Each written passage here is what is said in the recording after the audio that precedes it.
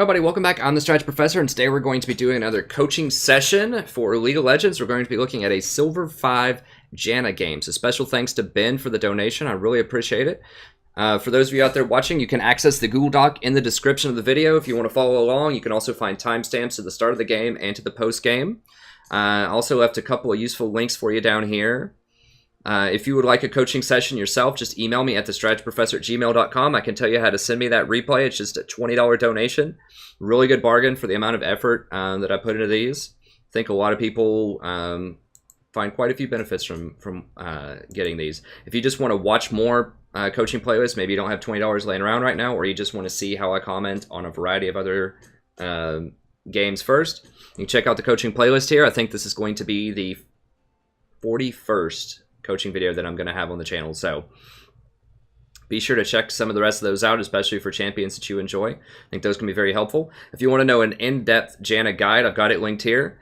It'll tell you about when to use your shield, about different kinds of itemization, matchups, everything you ever want to know about Janna. It's in that guide, so check it out. I think that's very helpful. It's got a lot of useful timestamps in the description to help you navigate around. Or if you want to know other champion guides, I have those as well linked there. So if you want to learn how to play Zyra, Soraka, Nami, Karma, Rakan, Tarek, I've got all of them listed here. So check it out, and I'm going to be adding on some more to that soon. Okay, let's go ahead and get in here. We'll start off by looking at sort of the op.gg and just some general things that I noticed. You're going to need some more control wards. You want to aim for about 1 control ward every 5 minutes. So you should ideally try to have somewhere around 8 or 9 control wards in a 42-minute game. Just every time you go back, just grab a couple control wards. If you want to know about the importance of control wards and how to place them and how to really utilize them, I highly recommend checking out my Vision Domination video. I can go ahead and link that here really quick. Let me just...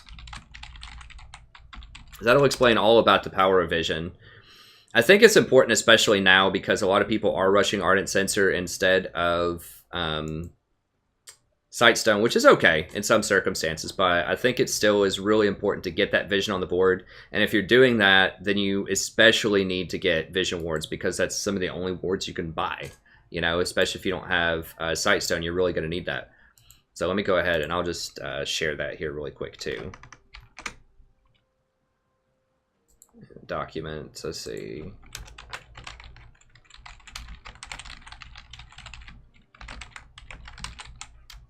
Okay, so let's go ahead and link that there. If you want to know more about that, I'm not going to go into too many details here. That's kind of beyond the purview of this guide. But you want to be aiming for 1 control ward per 5 minutes and 1 normal ward per minute on average. This number is going to be a little bit lower if you rush for Ardent Sensor, which is appropriate in this game, I think.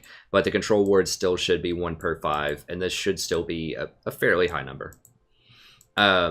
Recommended runes, I recommend Armor Reds, Health Yellows, AP Blues, AP Quints. Now against Soraka, you can opt for the gold runes, which is what I see you have chosen to do here, which is fine. I think that's pretty good. That can give you Ardent Sensor, you know, 1 back faster, so that can make a difference. That can be useful. As far as masteries go, I recommend going for Runic Armor.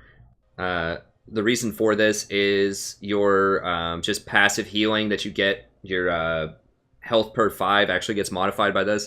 So this helps you heal more in lane, and it obviously is going to give you more shielding when you shield yourself as well. So this is useful. I mean, I guess that's definitely something to consider early game if you think you're going to be getting attacked, especially when you're running gold runes instead of health yellows. That's definitely a consideration, but I think as the game stretches on, Runic Armor is going to be much more useful. And then finally, you absolutely want to go for Explorer. This is crucial for roaming up and down the river and for getting away in the jungle. 50 move speed doesn't sound like a lot, but it is quite a lot for just 1 mastery point to allow you to rotate and move around the map. I mean, even in lane, trying to escape ganks, if you just run through the brush at the side to escape, it gives you that extra 15 move speed. So that's really huge. You got to keep in mind, this is 2 less damage from champion and neutral monster attacks, not minion attacks. So this does not protect you from lane minions attacking you. This used to do that way back in the day, like 4 or 5 years ago, but it doesn't do that anymore. So this is really not useful in the vast majority of situations. Unless you're going to be doing a lot of trading early, or unless you are a jungler, it's not really going to be that useful for you. So, and you shouldn't be getting hit that much in lane. And only reducing 2 damage is virtually nothing early on. So it's much more important to just get the Explorer. Okay. In terms of itemization, I do like Oasis, Ardent, Redemption, Athenes. In this matchup, you can rush Ardent before Oasis. You still want to get your tier 2 gold item ASAP, though. It's a big deal. If you get this early, if you get this by like 6 minutes into a game, and assuming that you get 2 gold coins per minute, which is very conservative, that just assumes you're running around and you have to back every now and then, and you're not always going to be there for every single wave. Getting 2 gold coins per minute would be an extra 30 gold per minute, and then after 10 minutes, that's 300 gold. So that's a pretty big deal, and it gives you 5% extra cooldown reduction, and I believe it gives you extra health regeneration as well. So all of that's very, very good in lane. So you want to rush the tier 2 ASAP, and then transition to go for the Ardent Sensor if you want. Then after Ardent, you want to finish Oasis, Redemption, and then Athenes. Now I see here that, so this looks pretty good. Like I said, go for the tier 2 before you go for Ardent Sensor, but I like that. You get Oasis after that. I would highly recommend going Mobility Boots here. It just helps you rotate a lot faster. You tend to get a lot of CDR anyway, so you're going to go over the cap really quickly if you get this. Now, this is useful because it does give you more exhaust. So in a game where the enemy team has a Fizz and a Zed that can do a ton of damage to the backline, I understand why you would want the 10% CDR. It depends on how the game's unfolding. So Ionian boots aren't the end of the world. They can be pretty good, especially if you really need that exhaust. But just in general, I think defaulting to mobility boots is probably where you want to be, just so you can rotate ward faster. I mean, something that a lot of people sort of overlook is the experience that you lose when you're warding, and I overlook that too a lot. But whenever you go out to ward and there's stuff dying in lane, you're losing experience. So you're falling behind in levels whenever that happens. You're losing coins potentially, and you're leaving your AD carry vulnerable, so they could get attacked and killed. Plus, you're vulnerable when you're out there warding. If you walk over a ward, they're going to know where you are, and then the mid lane and the jungler might collapse on you. So just being able to move around as fast as possible with mobility boots so that you can drop off those wards, get back to lane, get that experience, be safer, keep your ADC safe. I think all of that is probably worth more than the 10% CDR on exhaust. But Flash is a thing too, although you don't need Flash as much as Janna. It's a nice summoner, obviously, but you don't need it as much on her as you do on other champions because she's pretty safe herself. So I would probably go mobility. Ionian's okay, but just throwing it out there, I think that mobility just helps you rotate and do the things you need to do faster. Redemption, and then you go for Mikhail's and Locket. Okay, so I want to make just a really quick case, and I did this in the last video, the last coaching session that I did as well, because this is something that a lot of people don't really consider, which is Athene's Unholy Grail. I'm not going to spend a ton of time, but I'll just do some real quick math for you. So if you look at Athene's, this is the part you should be interested in here.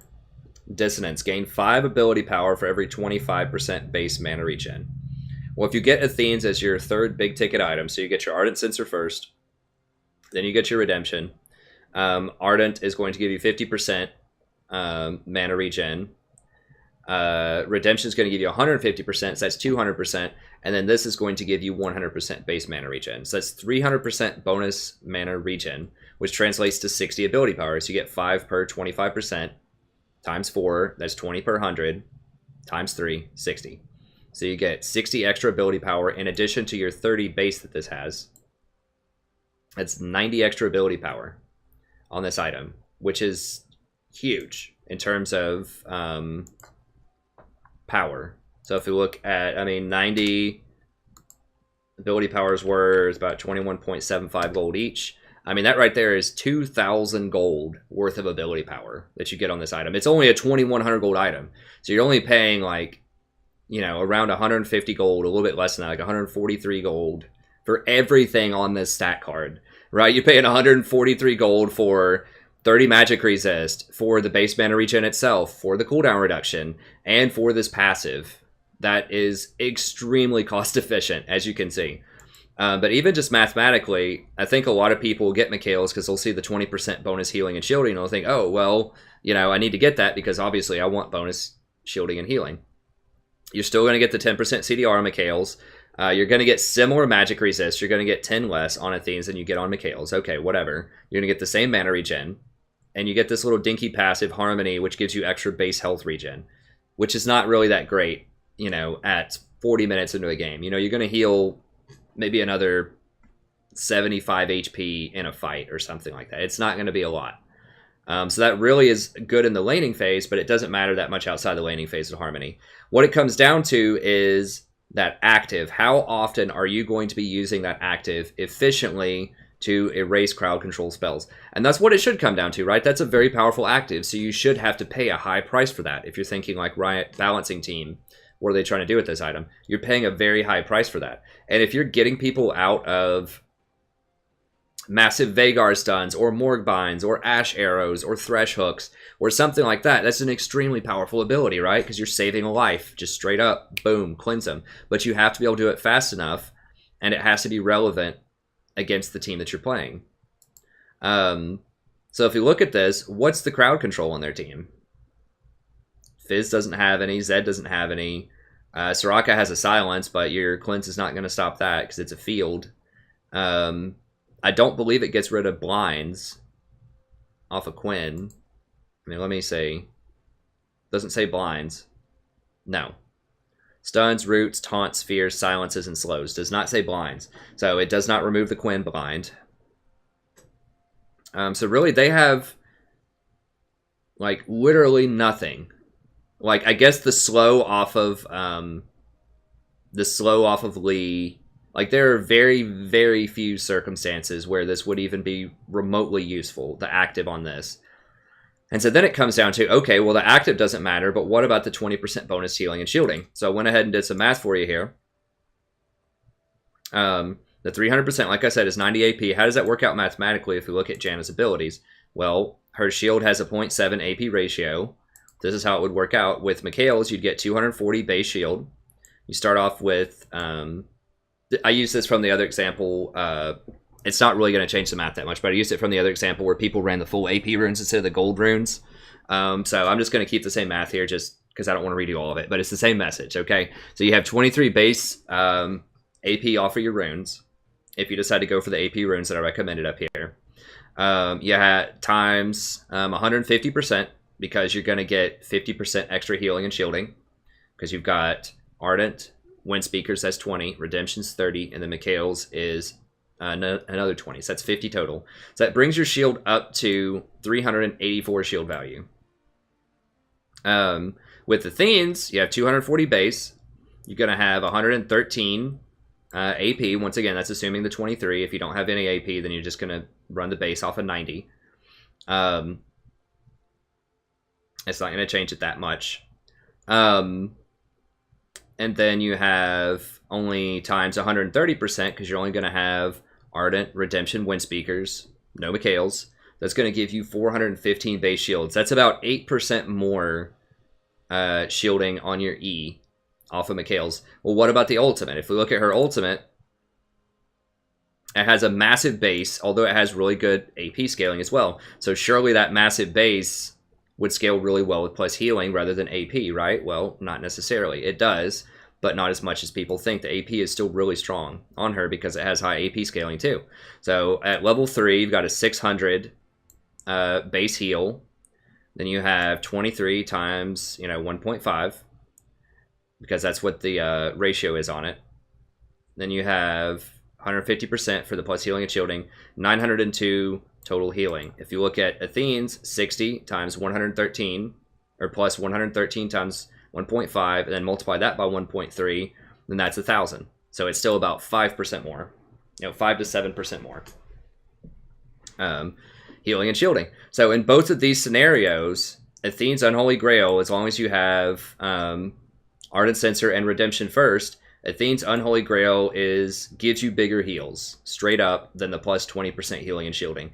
And a lot of that is because the ability power is calculated on the base shield before the healing and shielding comes into effect. So this extra, 113 times 0.7 goes to that 240. That applies before the extra 30% from healing and shielding. So in other words, the AP that you have also gets scaled by your plus healing and shielding.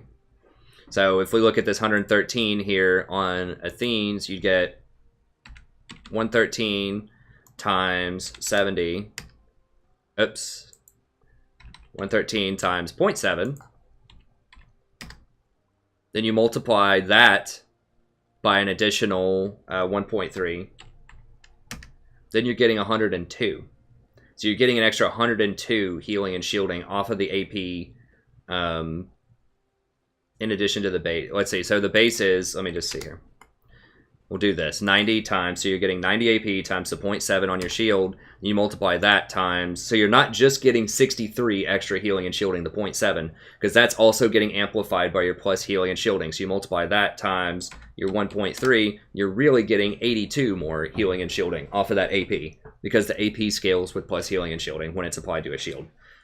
Sorry if that sounds really confusing. The TLDR is Athene's Unholy Grail gives you bigger shields on your E. It gives you bigger Rs. The only thing that the 20% extra off of Athene's will benefit more is your Redemption Strikes, because Redemption does not scale off of AP at all. So the AP doesn't help Redemption, but the plus healing and shielding obviously does, and it does quite a lot because that extra 20% would be tripled on Redemption. So you're going to get much bigger Redemption hits, but that can only happen once per fight. Your shield and your heal off of your ult, I think, will probably be much more instrumental in most fights. Also, people can't dodge your shield. They can't run out of your shield when you're casting it. Whereas with Redemption, people run out of your Redemption all the time.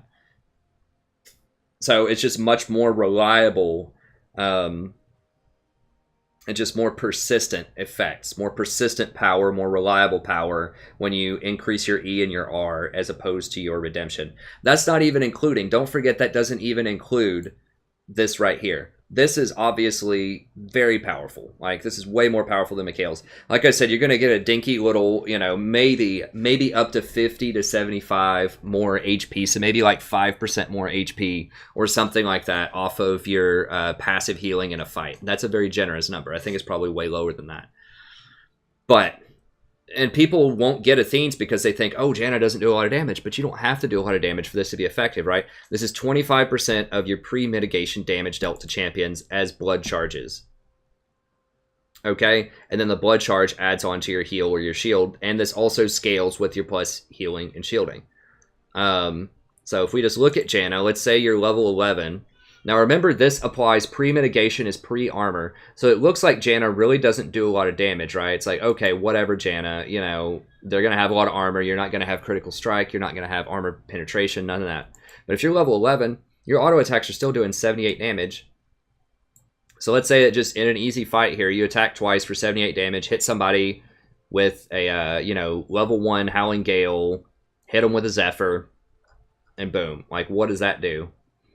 Let's say by level 11, your Zephyr would be level 3? I believe, let's see, 1, 2, 3. Yeah, it'd be level 3 by then.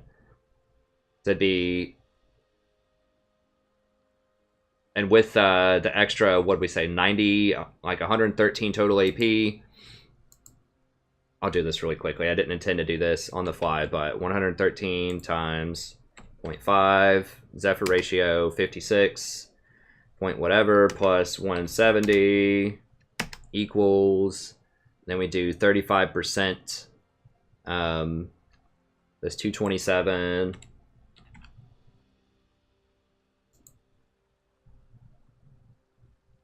so it was 227.35 times 227. You're only going to have a level 1 minimum charge, 60. Then 2 auto attacks at 78 apiece.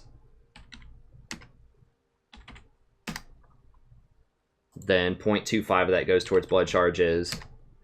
120 times 1.3, so you have 30% extra healing and shielding. So that simple rotation there gives you an extra 157 on your shield. Remember, there's no cooldown on this either.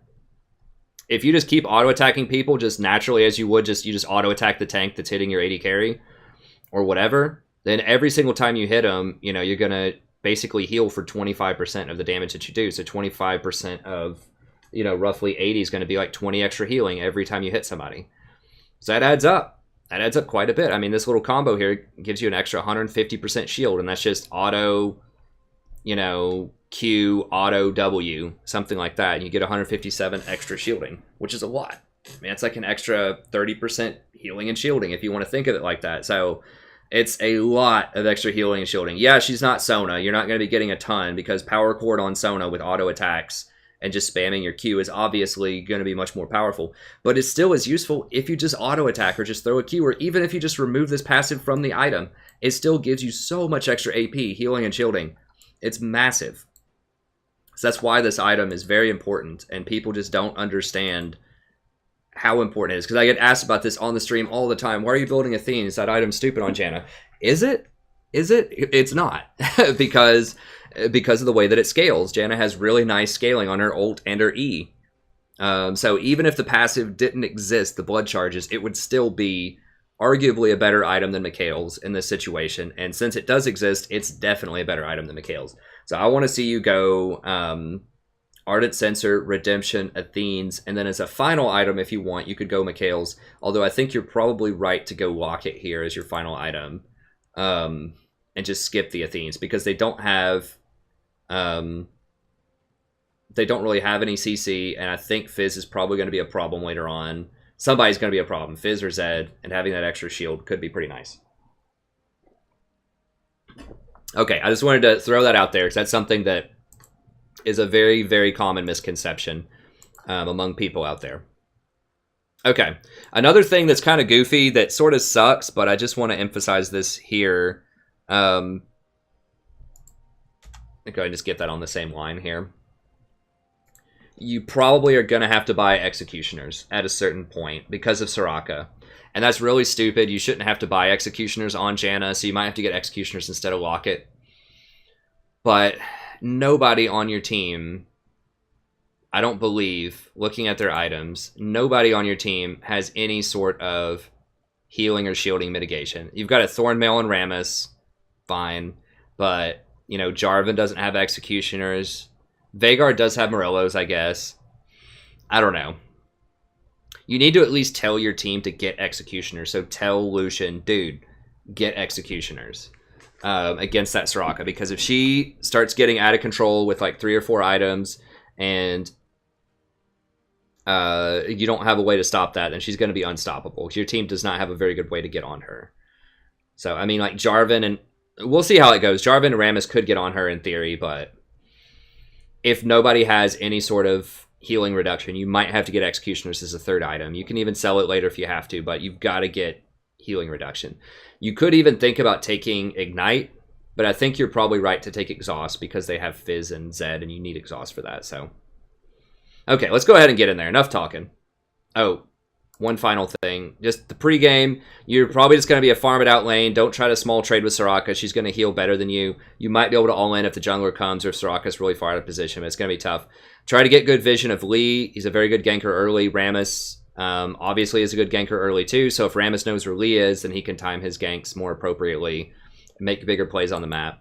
I think their team's going to win the late game with Fizz and Zed, most likely. If those champions get gold, it's going to be very difficult to deal with, so you need to try to close out the game as fast as you can. Okay, let's go ahead and get in here.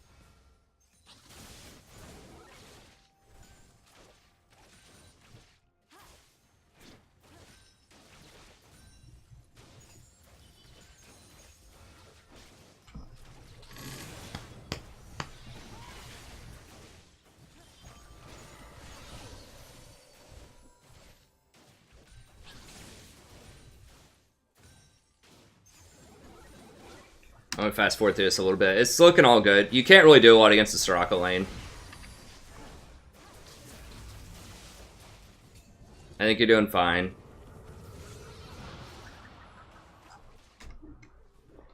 Be sure you give Lucian the memo. Like, you need to tell him, like, we can't fight unless Rammus comes, because you can't. That's just one of the things about Soraka, you know. She's just very oppressive early on in 2v2s. Small trade. She's the queen of small trades.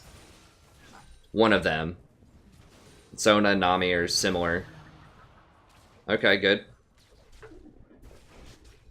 Caught the Lee creeping.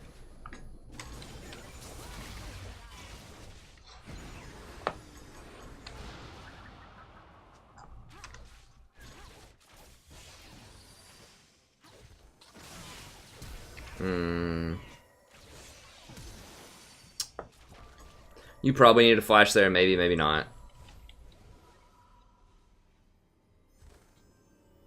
Now, they're timing your summoners.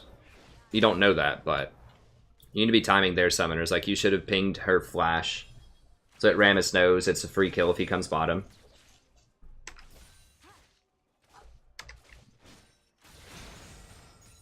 Okay, Lucian got it. Okay, get in there, get in there, get in there. Go, go, go. Okay, good. Good. Where did you get off that back? I definitely would have upgraded the tier 2 gold item. You had 500 there. I did the math for you earlier. I can't remember if it was this video or the previous coaching session. I've done several of them in a row here. But I think I did the math where, you know, every minute it's at least 30 gold that you have the tier 2. So after 10 minutes, you're kind of missing out on 300 gold. Because you're going to buy the item anyways at some point down the line. Because you want to get Eye of the Oasis. So you might as well get it early. It doesn't really delay your Ardent that much. Because the extra gold that you're getting off of it is going to compensate for the 500 that you spent. I mean, you might delay your Ardent. Okay, that was good. Did you get the assist off of that? You didn't get the assist, though. If you got the assist, I'd say worth, because you get an extra 150 gold off of that, but without the assist, probably not. But it was a good idea. I like the roam.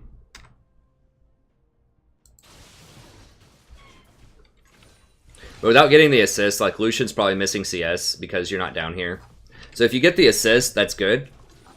Because you get the 150 gold, but without the assist, then Lucian is just losing. Because remember that 150 gold's worth about 7 CS. So if he missed 7 CS because it's in tower, then maybe it's worth it, but... give that up. Just let it go. It's fine. You want to ideally wait before you place your pink until you're pushed out a little bit. Hey, thanks for the sub. I appreciate it.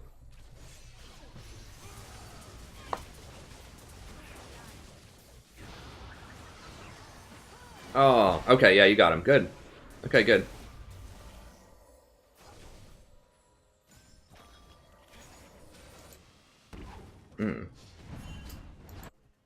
Man.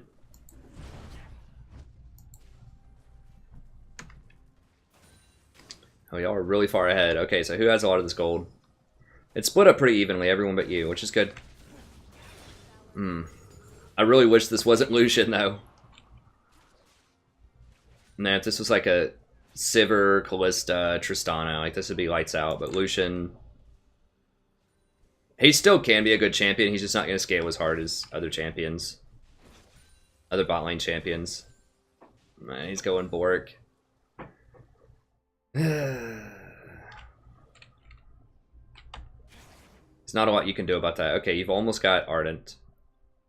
The 10 minutes, which is good. Now, if you had that assist back here, just think, would that 150 gold have given me a faster threshold? All you had to do is throw a shield on Veigar. I guess he kind of caught you off guard by blowing him up that fast, but...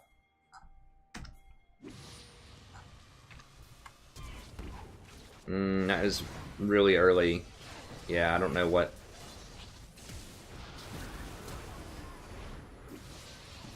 You got her ult, I guess. Okay, y'all need to bail. You need to bail.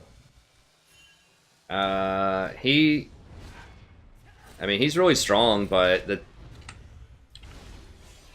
He's probably going to be question marking this. Well, he's going to get out. Okay.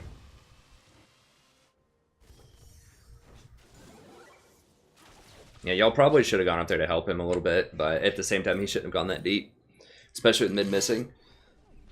Okay, there's his head.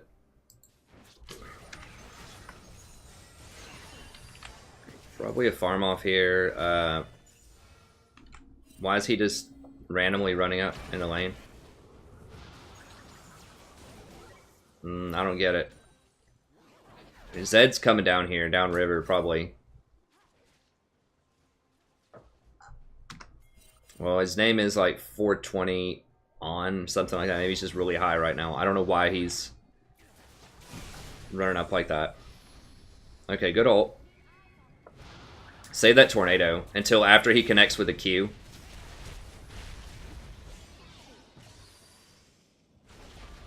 Wait for Lee to connect with the Q if you can, and then tornado him out of midair.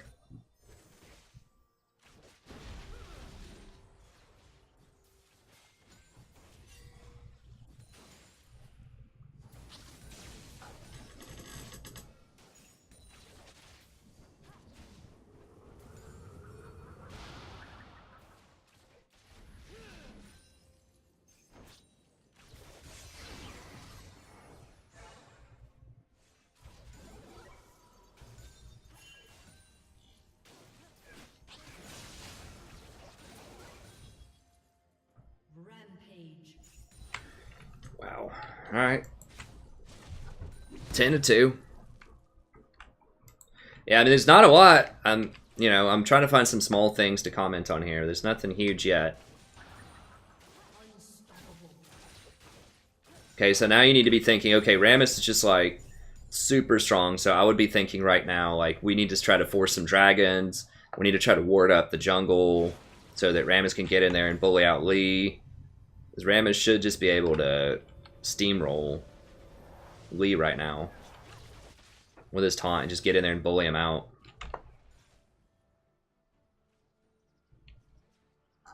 Alright, so you got Ardent, which is good.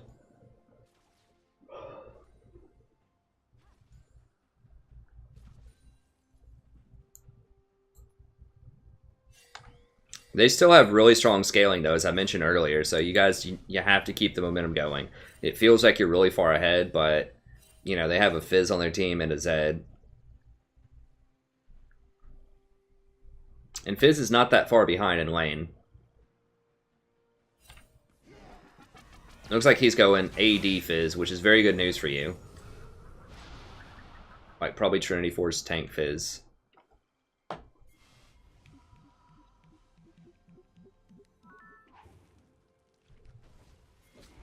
Yeah, y'all need to be pinging this and setting this up, I think. Veigar is kind of, like, I don't understand what Veigar is doing. He does have some kills, but he's just giving Zed, like, free farm in lane when he could be denying him things. Oh, that was a fail. Oh, gosh. Alright, if you see that, you should flash that. Okay, so they dove top lane. So yeah, I would be directing your team, say, hey, go get Dragon right now, because we're really strong. You know, like, tell Rammus, be pinging them, telling them, like, go force things. Heck, even tell Rammus, just come down here and take this tower. Like, this tower's really low. Just have him come down here and just, like, press ult on this tower and just get it out of there, so that you guys can rotate. That shouldn't happen. If your team's up 11-2, they shouldn't be getting first tower. So that's a problem. Once again, this isn't anything directly with your play down here. I think you're doing a good job on sort of just a micro level, but it's a shot calling thing. You need to tell your team how to get some momentum here. And I think the big one would be, instead of Rammus just, once he kills this Scuttle here, which happened like 2 minutes ago, just tell him to come down here and get this tower. Just say, Rammus, sit on this lane. And just go take that tower out. Then that will let you get dragons and all this other stuff. Because Rammus's ult does a lot of extra damage to towers. Like, he can just walk up and press ult. And, like, defensive ball curl, and they're not going to damage him with your shield and defensive ball curl. And just take the tower.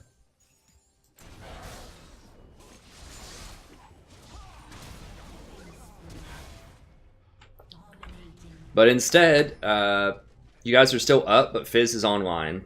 And this is a problem. And so your lane is just basically, all you can do basically is just sit here and farm. And just watch Fizz take over the rest of the map. So that can make you feel really helpless as a support, right? You're like, well, what can I do? I'm against Soraka down here. We can't really fight. We've got Bork Lucian, you know. He just doesn't do any damage, as you can see. Like, he's never going to kill this Quinn through a Soraka. He doesn't have critical strike. So, you know, I feel you on that. It can definitely feel helpless. But how you help that is you shot call. You tell Rammus, get your butt down here, get this tower, and let's get the dragon. You know, in nicer terms than that. Just ping it, say, come get dragon, come get dragon, come ult the tower. Come ult the tower, we'll get dragon. You know, just type out some stuff to him. Because right now, he's strong, but he's just wandering around. He's just like, you know, occasionally doing some camps, showing up really late to ganks, just to clean up some stuff, which is good, but the thing is, like, Twitch is going to scale much harder than Rammus. So if he kills this guy again here, he might be able to prevent it. Oh. Okay, he got him. Maybe. I think he's still going to kill Jarvan, though. Maybe not.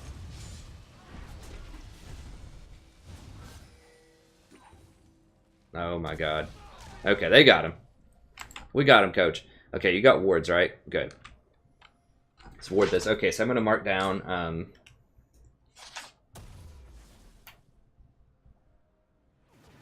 shot call more. Get bot tower plus dragon. Y'all could have, if you got bot tower, like, whenever he got that scuttle was the time when he could have come down and just taken this tower out. This tower's been on like 15% health for, maybe not that low, like 20% health for like forever. For a really long time.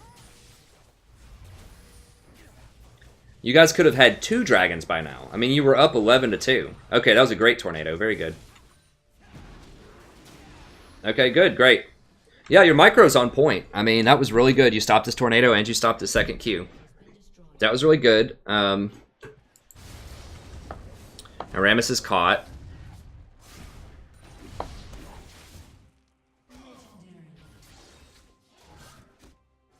Run, Rammus, run, Rammus. Okay. So it's like your team is still doing well, but they stalled, right? Yeah, this is a problem. Yeah, once y'all got out of there the first time, that was good. But you need to leave. When you don't have wards there, you have to get out. Okay. Whew. Praise Janna. So strong on this patch. Does he not have boots? No. But yeah, once you get out of there the first time, you can't push past River, because you know Lee's going to probably be around there still. Especially if you didn't see him physically walk out through these wards, you know he's got to be here, right? So you just got to wait and just don't push out too far. So yeah, like, you know, your team did get top tower and mid tower eventually, but this is how much later in the game? This is like 10 minutes later. You could have had first tower bought like 10 minutes ago and this dragon. So you could have potentially had like almost 3 dragons by now. If you would have forced that dragon back when Rammus was like 5-0 or whatever, at like 8 minutes, you would have gotten the dragon there. 13 minutes, you probably would have gotten that dragon, because you're still stronger than them. And then 18 minutes... No, it's 6 minutes on drags. So you would have gone 14, and then at 20 minutes you would have had another one. So you would have had 3 dragons by now. If you'd just gotten that earlier. So yeah, you eventually did get this tower. I assume probably you'll go get the dragon at some point. Maybe?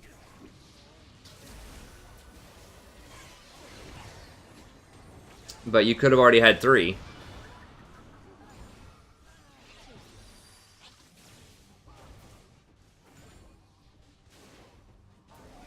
And this was only water, but just imagine if you had a water dragon, you know, early on. Like with this Lucian, it would have been so helpful. No, who cares about blue? Get this thing right here. Right here. Ping your team. Tell them to get it. Okay, there you go. Super late, but y'all gotta do it. See, now they're stronger than they were back then. Like, at 8 minutes, there's no way they could have contested you for this. And if you'd been snowballing so hard by getting more dragons, really? He's gonna suicide for Soraka? Yeah, you guys, you need to give Rammus something to do, because he's just gonna throw this game if you don't give him a mission. No. Back. You need to ping him back. This guy doesn't.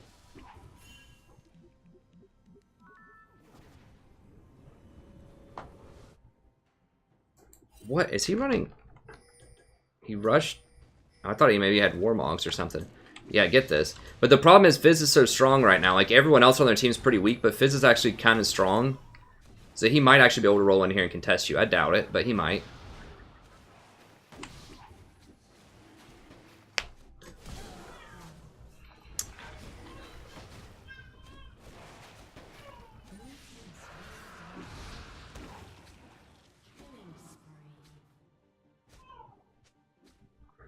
Guess it's Water Dragon again.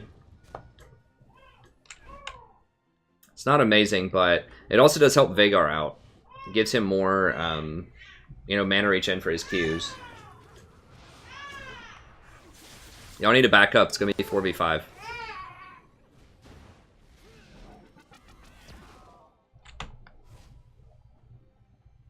Okay, itemization looking pretty good. Fizz pretty strong.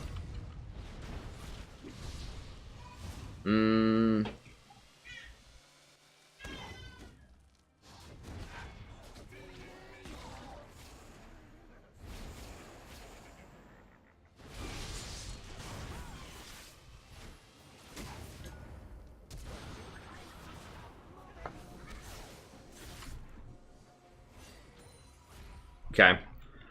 So what you need to do now is push up mid lane, ward this, and direct your team to go top and finish off that tower.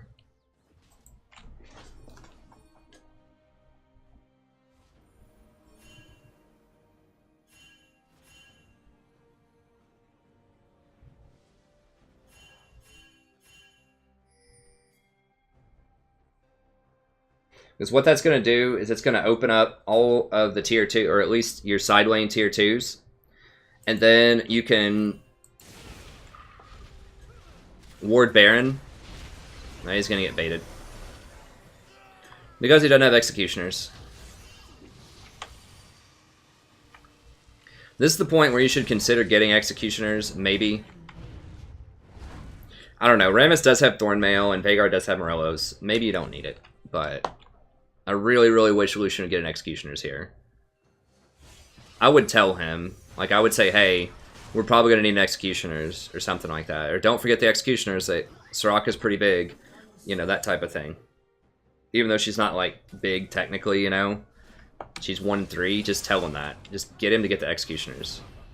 You're only paying, really, 300 gold for the Executioner ability, because you're getting, like, 500 gold worth of AD off of it. You still get, I think, 10 or 15 AD off of it. I think 15 AD. So you're not really giving up that much to get that passive. And it builds in Immortal Reminder, which is great for later in the game.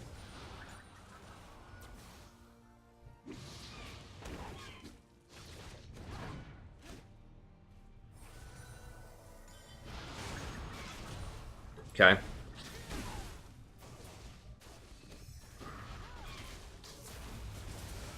Alright, get this tower. Tower, tower. Tell him to stop chasing. Ping this tower. What?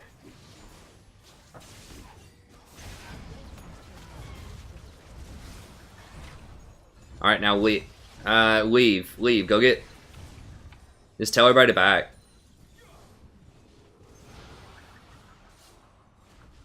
I would back right here. Like, you can maybe get a couple more shots on that tower, but I don't think it's going to be a big deal. You need to go in here and ward this right now. Like, get in here, ward this, ward here, ward here.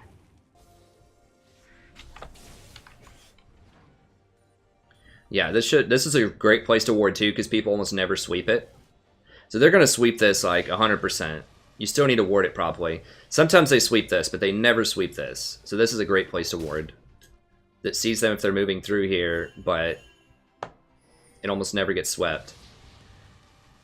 Yeah, join back up with Lucian. You need to get a pink on Baron as well. So that just puts so much panic in their mind if they can't see Baron. So just keep a pink on this at all times. You need to be buying more pinks in general, too. Okay, good ult.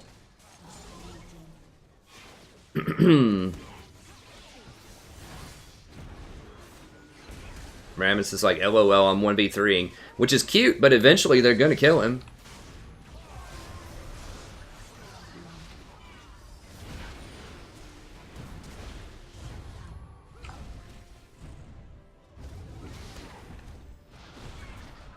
Yeah, y'all are just getting too crazy. Like, you need to rein Rammus in as much as you can. Just tell him, hey man, look, you need to be directing this. I think this is the biggest part that I'm seeing in this replay. Like, you played the laning phase great. I think your micro is solid. Like, you interrupted Lee's kicks several times already. And that's really one of the more challenging things to do as Janna. So I think that's all good. Your laning phase is fine. You're just kind of farming it out with Soraka. But the big thing is shot calling. Getting this Rammus to use his power appropriately. Because this is one of those games where I know Rammus is probably sitting here thinking, how do I lose this game? I've got all these stupid teammates. You know, I'm 8-1. I start off 8-0. Well, it's a case of just not doing the correct things. Like, a team can be 8-8 or like 0-8 sometimes and just make better decisions and play. It's hard to say you're playing well if you're 0-8. But basically what I'm saying is the lead doesn't matter if you don't do the right thing with it. And this is their win condition is Fizz getting huge, and that's what's happening right now. So it doesn't matter that they're really far behind, because Fizz is getting massive. So now he's not as dangerous as he would be if he was going like, you know, Lichbane Hextech Fizz, but he's still pretty dangerous. Obviously. And they have a lot of threat. I mean, Quinn can roam around the map really quickly. They're getting dragons. This should never happen. You guys should have had 4 dragons by now.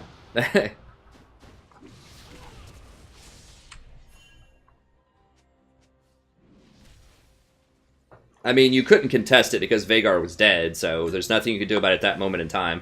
I'm just saying macro-wise, from the position that your team was in earlier, this shouldn't happen. Okay, so the question is, well, what do you do now? I think, especially because Fizz is going Trinity, he has a really low AP damage build, and he's the only AP on their team, so I really don't think you need Locket here. Yeah, see, his Q, it doesn't even break your shield. His ult doesn't even break your shield. He doesn't have any AP. Okay, y'all got to kill. You need to go get this tower right now. You got a wave pushing up to it. Tell your team, ping this. You need to be pinging, saying, hey, hey, hey, stop chasing these two and go get this tower. No, no, no, no, no, Rammus. Why is everybody here? There's not even a wave. This is like a total waste of time. And Lee got to pick somebody off. Y'all can't let Rammus dictate this game like this. He's dictating the game with his really dumb plays, right? I don't want to be rude or anything, but that's just how it is. Like, he is baiting y'all into doing things that you shouldn't be doing. Now, you are going to get this tower because they're also just doing some ridiculous stuff. Yeah, you need to leave. Leave, leave, leave. Get out. Get out. Ping him back. I'm wanting to ping right now. Like, ping, ping, ping, ping, ping. Get out. Y'all are about to hand a Fizz like a quadra kill. Just...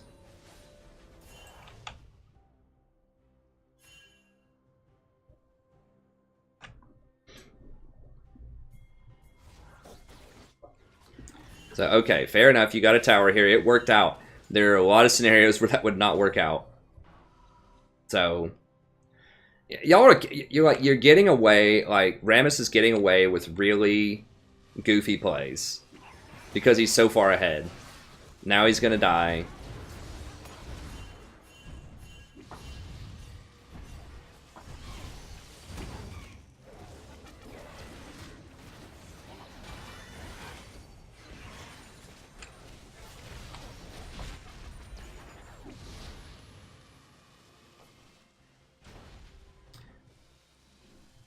That's their team pinging back. Yeah, your team should be pinging back. Okay, a couple of people. You pinged on the way, which is good. But you need to be getting this guy under control.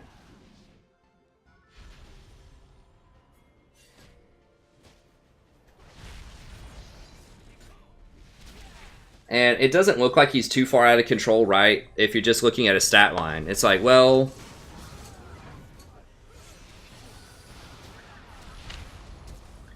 You know, he's 8, 1, and 12, so he must, whatever he's doing must be right, and that's not true. You can't just look at results. Because what he's doing, he has a score. What he's doing is he's drawing this game out. I mean, look, this is 32 minutes into this game, and y'all still haven't finished that tier 2 that's been low for, like, 15 minutes.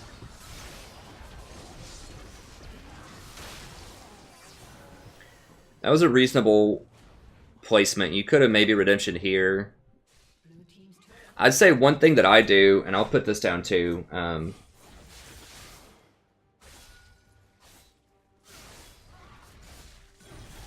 Whenever you're going to redemption, ping it like 3 times, just so people see it. They're like, oh, it's a redemption, because sometimes they get so tunnel vision on enemy people, and redemption needs a better graphic, honestly. It's just like this dinky little, like, green circle. Needs to have like some angels around it, or, you know, just something that makes it look really like distinct. Like, oh, we want to be in this. Like, they need to make a green one look really good and like a red one look bad or something, you know. But as it stands, people just don't see it a lot of the time because they're just too involved, and it's just a dinky little circle. So you need to ping it. Like, stop! Don't chase this guy. What? No. You're not gonna kill him.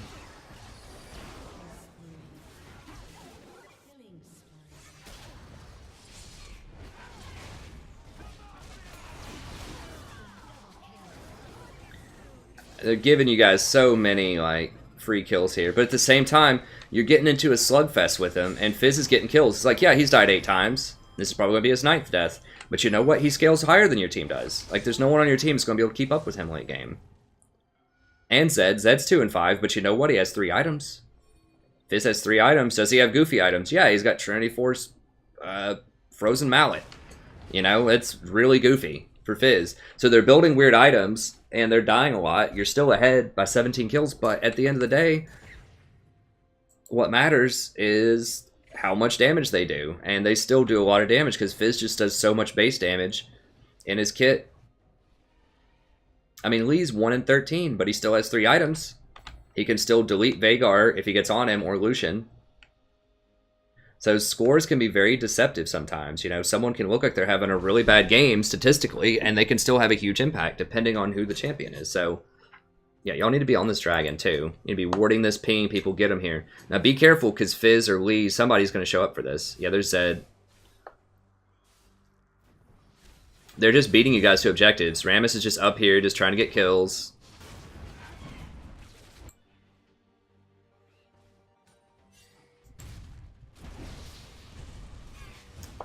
It's pretty painful to watch, but, you know, you can't completely... Get this dragon, get this dragon. There's 3 people going top. Get dragon right now. Tell Lucian, get off these raptors and get dragon. I mean, you're telling him. Yeah, they're probably on Baron. Yeah, okay, you need to go to Baron right now. Go to Baron. They're going to be sitting right here in this bush, baiting you.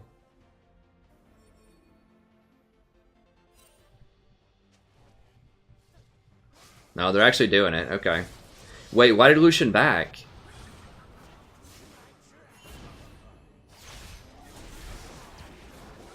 You should have ulted there.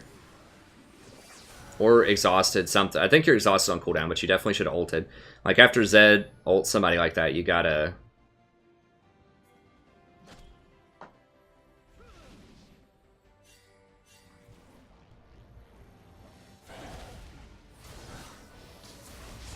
Yeah, you can't be... There are no innocent bystanders in League of Legends.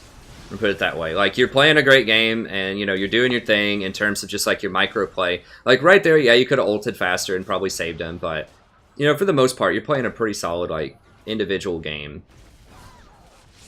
But you see, this is the problem. Fizz is taken off here. So you have to direct your team.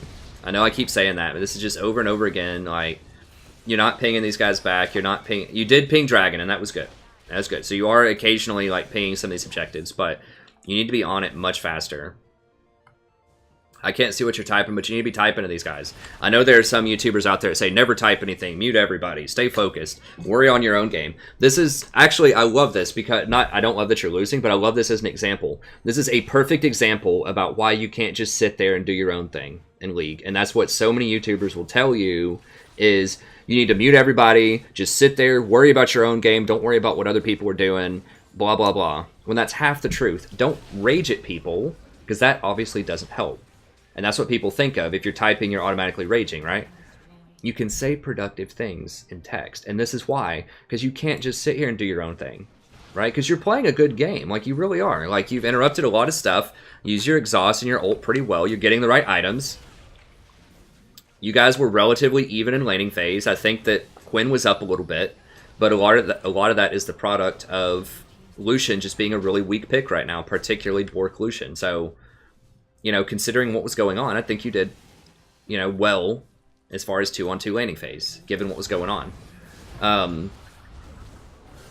And other people out there will tell you, well, this is textbook why you can't play Janna, because if your team's bad, you're just going to lose. And, you know, people say that all the time. You have to play Brand or Zyra. Like, you got to get a lot of kills in lane. That's not true either. The thing that had to happen this game, because if you played Zyra or Brand, it wouldn't matter. Because that's not why you're losing. It's because of your laning phase. You're losing because you guys didn't leverage your advantage. And you needed to shot call. And this is why you need to ping for people. You need to type to people. You need to notice these things. You need to notice, oh, Rammus is 5-0. We could probably just tell him to come down here and take this tower right away. And then go get Dragon. Then after Dragon, we could rotate and go take down middle. Like, that's what you need to be doing and thinking. It's like, okay, who has an advantage? How can we use that advantage to help us progress the game, right? Because you want to slam the door in their face and never look back. You do not want to give these people a chance to get back into this game. Like Fizz. He was getting crushed in lane, from what I remember. They're still down in kills. But they're starting to pull ahead in macro pressure because your team just has no direction. They're just aimless, right?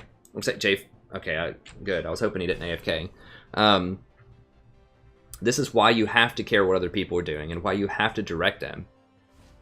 You have to be the general on the battlefield as support, especially as Janna, because that's your strength, right? People say, well, Janna can't get kills, Janna can't engage.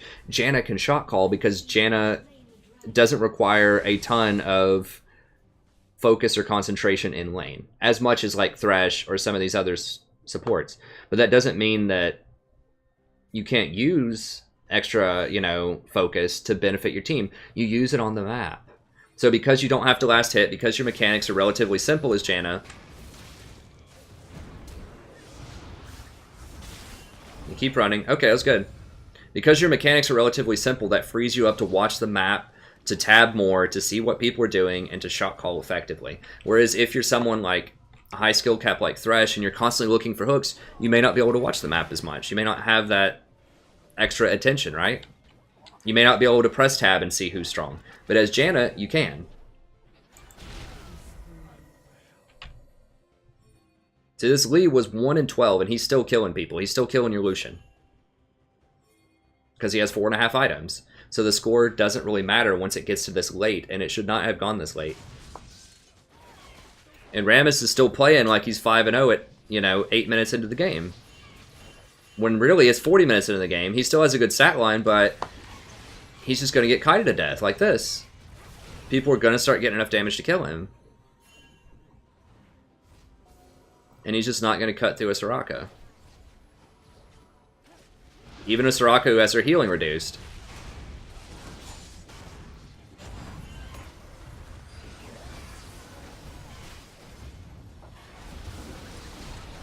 What all do you have? You don't have any ult? Good. You probably should channel that ult there, though, but...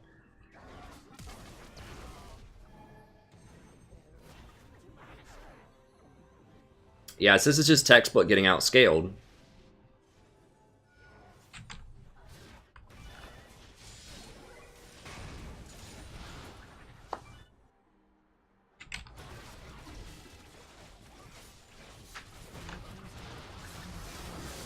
So yeah, on the surface, yeah, there's nothing you could have really done as far as like sitting in lane, but it's the shot calling. And yeah, Rammus, maybe he won't listen, but you need to at least point it out. And you need to figure out a way to tell him without sounding accusatory or like calling him a bad player or anything like that. You need to say, hey, Rammus, you're really strong. Come help me take this tower really quick. Then we can get Dragon. You know, that type of thing. So just focus on positive stuff, you know, that can, like, positive encouragement that can help Rammus. Wow, Rammus, that's really strong. Let's go get the second tier top lane instead of chase, you know, in the middle of their base or something like that. So I think that, and that's a sad game. I hate seeing games like that. But I think you're right to send that to me because it can be very perplexing, right? Because it can be like, how did I possibly lose this, you know? Because you did. You played a solid individual game. But it's not about an individual game, it's about a team game, right? And so that's why you have to pay attention to what everyone's doing. You have to pay attention to tab, mini-map, game states, realizing, oh, Rammus really big. Get tower with his ult. It does a lot of extra damage to towers. Then we can go get Dragon. And once you get that Dragon, and you push them up in the bottom lane, then you can go pressure mid lane. Force whoever that is out of there with like a 3v1 mid. Rammus presses ult. Rammus takes towers so quickly, outer towers, if he just uses his ult on the towers. So just tell him that politely. Just say, hey, Rammus, you got the scuttle. Just say, just come sit bottom. Let's ult this tower. Let's get first tower blood and then Dragon. You know, just type that in text. Just like, you know, ping assist when he's there. Say, Ram, come kill tower. Just type that in really quick. And then just say, then we drag. That's all it takes, just a few lines of text. So, you know, it doesn't hurt to type. You can actually type more as Janna too, because once again, you don't have to focus as much. So a lot of times you don't want to type.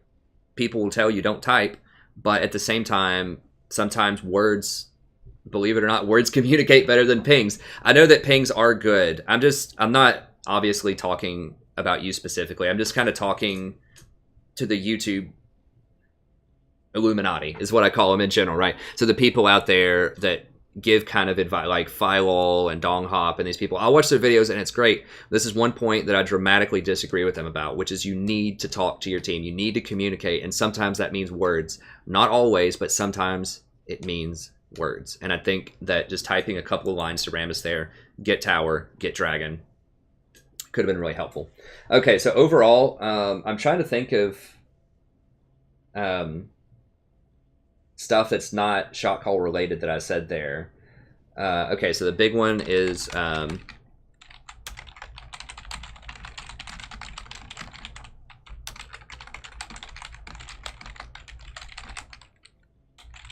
ping redemption, because that's hard to spot. Okay, so I'll just say, I mean, the big one that I've been talking about is shot call more, get Rammus under control. And I'm going to talk about the big moments that I remember where shot calling could have happened here. So definitely I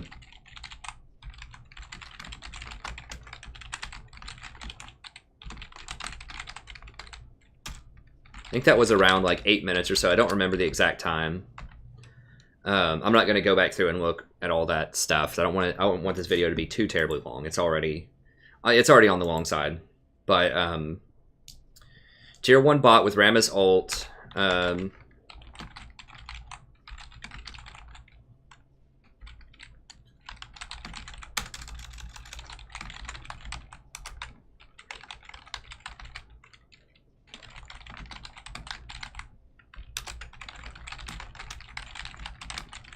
That's what should have happened relatively quickly in this game. You guys could have had that set up probably around like 17 minutes in the game.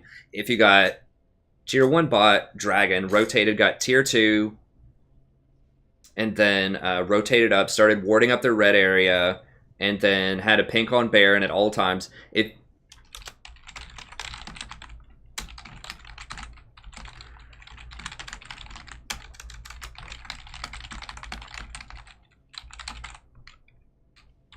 So after 20 minutes, you should have a pink on Baron at all times. The reason is this creates tremendous pressure on the map because they don't know if you're doing Baron or not, right? So they're constantly going to have to walk in there and try to clear out that pink ward or or they risk losing Baron. And when they go in to clear out the pink ward, that's when you can go in with Rammus and get these engages. So you need to get him engaging and fighting away from the towers. You have to pull the enemy team away from those towers because they want to be very defensive because they know they're really far behind. So you have to force them to come out of their hiding place to try to check Baron, and then you kill them. I think that's what needs to happen. I talk about this in my Vision Domination Guide. If you want to check that out, I tell you how to bait Baron, where to ward, how to ward, like different theories about why warding different places or at different times are important. So be sure to check that out. I think that's huge. I think it'll help you a ton. I also have another video called Mastering the Map, which talks a lot about that as well. It's kind of an older video, it's from last fall, but I think a lot of what I talk about in here is still very, very relevant. So be sure to check out my Mastering the Map video as well. I'm pretty sure it talks about rotations, warding, prioritizing objectives, rotations, preparing objectives, understanding power, creating pressure in lanes. So yeah, I think that now the best supports for winning the map have changed because, you know, it's been like 20 patches since then. But the other stuff is largely still the same. So I would highly recommend checking this out as well. Okay, and that's going to be it. So like I said, a lot of it was just, you know, a lot of your micro was pretty good. There were some times where you could have ulted a little faster. You could have exhausted a little faster. You know, you maybe could have positioned a little bit better. So you didn't get hit by some of the enemy spells. But by and large, I think it was pretty good. You did a good job interrupting stuff with your tornado, use your ult properly. So I think all of that was all good for the most part. I think it's just shot calling, giving people something to do. Because as I talk about in a lot of these coaching videos, if you just let your allies wander around, that's what they're going to do. You got to tell them, let's go do this. Give them a mission. Give them something to do. Because a lot of people, you got to keep in mind, just like they're just sitting there chilling, listening to some music. They might be talking to their roommate. You know, they might be like texting their girlfriend or something on the side while they're walking up to lane. You know, they're probably not giving it, you know, 100% of their attention, right? They might be, you know, swatting at a fly or like drinking something or whatever. They're not giving it 100% attention. So you have to give them, you have to be their attention, right? You have to be the person who is watching for things to do and directing them. You have to be the leader. You have to be the general. It's just like if you had a war or something and there were no generals and there were just foot soldiers and they had no particular orders and you just dropped them off in enemy territory and just said, good luck, you know, it's probably not going to end up very well if the enemy has generals. I'm almost done. That's right. So it's probably not going to end up very well if that's the case, right? You just drop people right into Vietnam or something, and you're just like, good luck. I'll see you guys in about 30 minutes, you know, or whatever, in league time. I'll see you in about a year in Nam time or something, but, you know, it's not going to end up well. So you have to be the director. You have to be the person who's issuing, like, polite, reasonable, and responsible orders. And so I think that would help you out the most.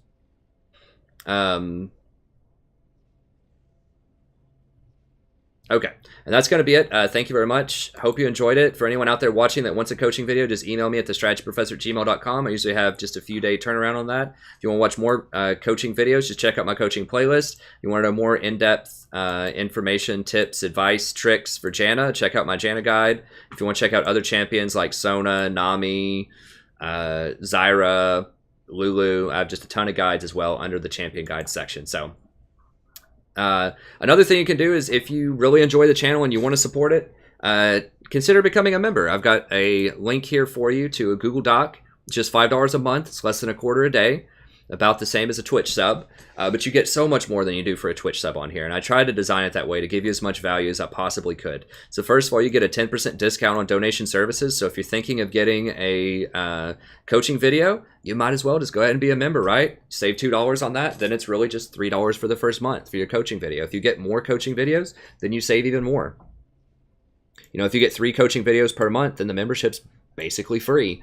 So it's a really nice little perk there. We also have a Discord where people come in, hang out, chat. We build a wonderful community. Let's see if I can pull it up here real quick for you. Got a lot of people in there constantly hanging out, playing games, sharing funny pictures with each other, giving each other tips and advice on different champions.